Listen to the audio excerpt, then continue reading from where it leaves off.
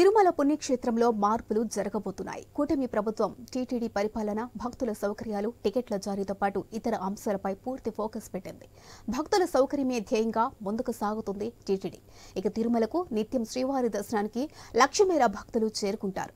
స్వామి దర్శనం కోసం రాష్ట్రం నుంచి కాకుండా దేశ విదేశాల నుంచి భక్తులు ఏడుకొండల వారిని సన్నిధికి చేరుకుంటారు. ఇలా వచ్చే భక్తులకు సౌకర్యాలు కల్పించాల్సిన బాధ్యత టీటీడీదే. ఇక దర్శన విధానంలోనూ అనేక మార్గాలు ఉన్నాయి. వీఐపీ బ్రేక్, ఆర్జిత సేవలు, ప్రత్యేక ప్రవేశ దర్శనాలు, టైమ్ స్లాట్, దివ్య దర్శనం, అంగ ప్రదక్షిణ, వయోవృద్ధులు, వికలాంగులు, సర్వదర్శనం అందుబాటులో ఉన్నాయి.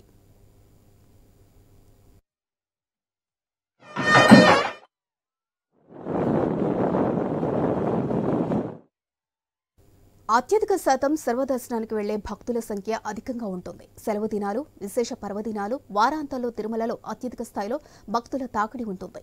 సర్వదర్శనానికి విచ్చేసే భక్తుల సౌకర్యార్థం నిర్మించిన వైకుంఠం క్యూ కాంప్లెక్స్ నిండి దాదాపు 4 కిలోమీటర్ల మేర క్యూ లైన్ వ్యాపించిన పరిస్థితి నెలకొన్న సందర్భాలు కూడా ఉన్నాయి. గత ప్రభుత్వ హయాంలో 85,000 లోపే భక్తులు శ్రీవారిని దర్శించుకున్నట్లు టీటీడీ లెక్కలు చెబుతున్నాయి.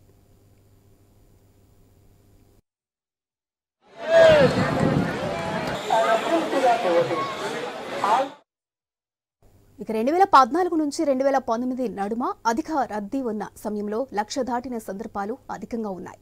వైకుంఠ ఏకాదశి, ద్వాదశి పర్వదినాల్లో 1,00,000 మేర భక్తులు దర్శించుకున్న సందర్భాలు ఉన్నాయి. గత 5 ఏళ్లలో సామాన్య భక్తులకు మెరుగైన సౌకర్యం అందలేదు అన్న వాదన వినిపిస్తోంది. 3 కిలోమీటర్ల క్యూ కాంప్లెక్స్ నుంచి భక్తులు క్యూ బయటకు వచ్చినా అన్నప్రసాదం, పాలు, మజ్జిగ సరైన విధంగా అందించలేదని ఆరోపణలు ఉన్నాయి. ఇక లడ్డూ ప్రసాదం నాణ్యత విషయంలోనూ అనేకసార్లు వివాదం కొనసాగింది. పలుమార్లు భక్తులు నేరుగా డైల్ యువర్ ఈవో కార్యక్రమంలో ఫిర్యాదు చేసిన ఘటనలు ఉన్నాయి. దర్శన టికెట్ల జారీ విషయంలోనూ అధికారుల వ్యవహార శైలిపై విమర్శలు వచ్చాయి. ఇక తిరుమలలో లైసెన్స్ లేని వారికి సైతం దొడ్డిదారులు పెట్టించారనే వాదన వినిపిస్తోంది. ఇక శ్రీవాణి ట్రస్ట్, ఇతర ట్రస్టులలో అవకతవకలు జరిగాయి అనే వాదన ఉంది.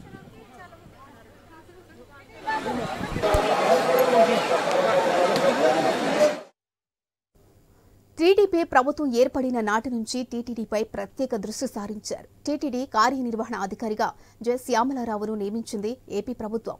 ఈవోగా ప్రమాణ స్వీకారం చేసిన నాటి నుంచి టీటీడీలో ప్రక్షాళనను పరుగులు పెట్టిస్తున్నారు. ఈవో ఇక సామాన్యులకు పెద్దపీట వేసే దిశగా ఒక్కో అడుగు ముందుకు వేస్తున్నారు. టీటీడీలోని వివిధ శాఖాధిపతులతో గంటల కొద్దీ సమీక్షలు నిర్వహిస్తున్నారు.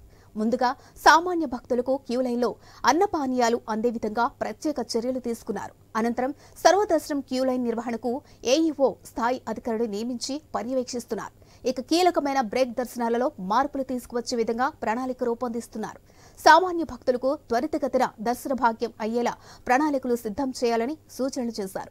ఇక లడ్డూ క్వాలిటీ పెంచడానికి స్వచ్ఛమైన నెయ్యి, ఇతర ముడి సరుకులు వాడాలని సూచించారు.